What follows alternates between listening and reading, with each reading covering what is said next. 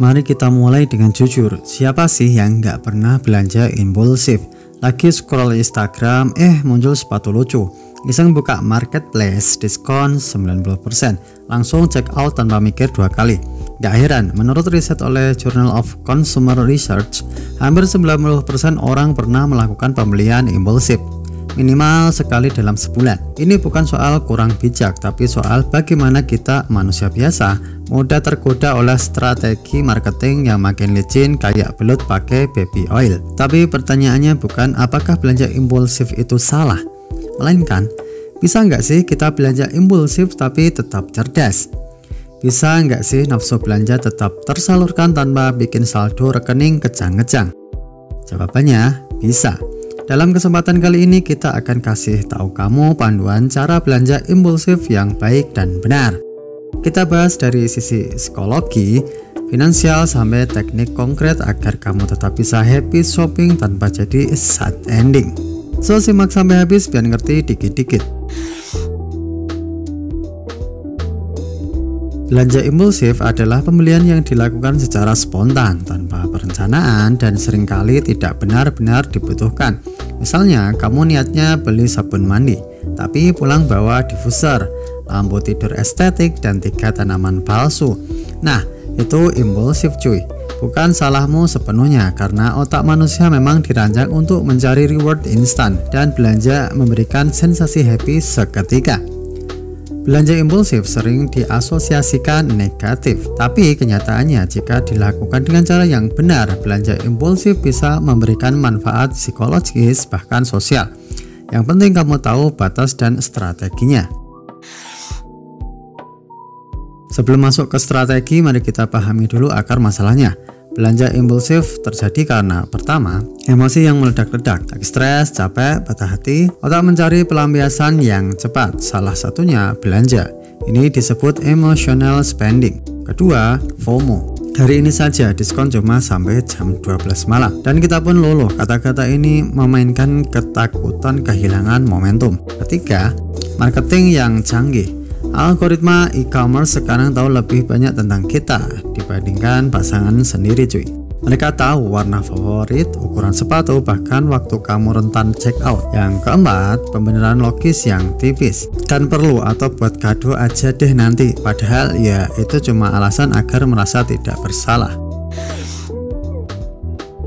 Sebelum kita ngomongin cara belanja impulsif yang baik, yuk kita akui dulu dampak negatifnya kalau tanpa kendali. Masalah keuangan, uang bocor tanpa sadar, cicilan kartu kredit numpuk, dan akhirnya gaji cuma numpang lewat. Penyesalan, banyak orang merasa bersalah setelah belanja impulsif.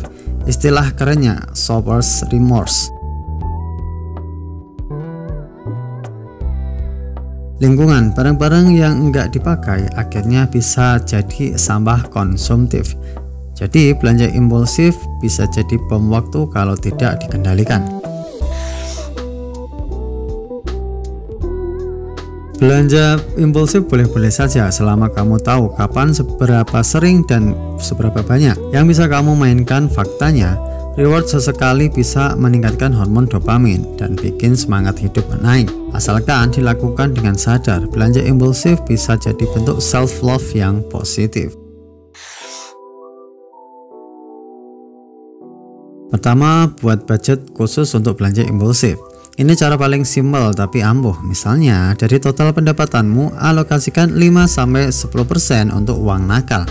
Dana yang bebas kamu pakai buat belanja apapun. Dengan begitu, kamu tetap puas belanja, tidak mengganggu kebutuhan pokok, dan kamu jadi lebih sadar batasan. Kedua, gunakan aturan 1x24 jam. Kalau kamu ingin beli sesuatu yang tiba-tiba muncul di feed, pause dulu. Tunggu sampai 24 jam. Biasanya rasa pengen itu akan mereda. Kalau setelah 24 jam kamu masih menginginkan dan masih sesuai budget, ya silahkan beli. Teknik ini melatih kontrol diri dan mengurangi penyesalan setelah belanja. Ketiga, pahami pola emosimu. Coba introspeksi. Kapan kamu paling sering belanja impulsif? Saat capek kerja, saat habis batas cinta, atau saat tanggal tua tapi pengen balas dendam. Kalau kamu sudah tahu triggernya, kamu bisa siap-siap. Misalnya, kalau kamu tahu kamu gampang tergoda saat stres, Gantikan belanja dengan kegiatan lain seperti olahraga ringan, meditasi, atau nonton Netflix tanpa belanja sambil scroll marketplace. Keempat, belanja impulsif tapi berguna. Kalau kamu tetap ingin belanja impulsif, pilih barang yang bisa dipakai atau menambah value. Misalnya buku motivasi, alat olahraga di rumah, alat masak, atau barang yang bisa mendukung hobi. Jadi meskipun impulsif, setidaknya barang tersebut punya return on happiness yang tahan lama. Kelima, gunakan wishlist dan keranjang sebagai zona pending.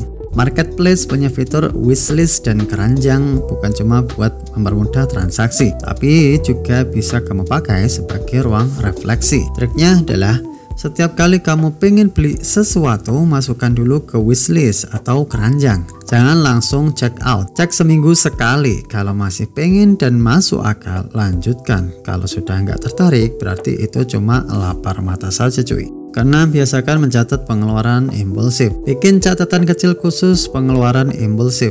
Bukan buat menyalahkan diri, tapi buat refleksi. Barang apa saja yang sudah dibeli impulsif bulan ini? Berapa yang benar-benar berguna? Berapa yang sekarang jadi debu? Kebiasaan ini akan membuatmu lebih sadar dan terarah dalam berbelanja. 7. Belanja bersama teman yang bijak. Teman yang tahu batas bisa jadi rem tangan alami. Kalau kamu suka belanja bareng atau diskon bareng, ajak teman yang bisa kasih second opinion jujur. Itu beneran perlu atau enggak? Lo beneran suka warna itu atau enggak? Kalau enggak ada teman bijak, jadikan ChatGPT ini sebagai partner belanjamu cuy.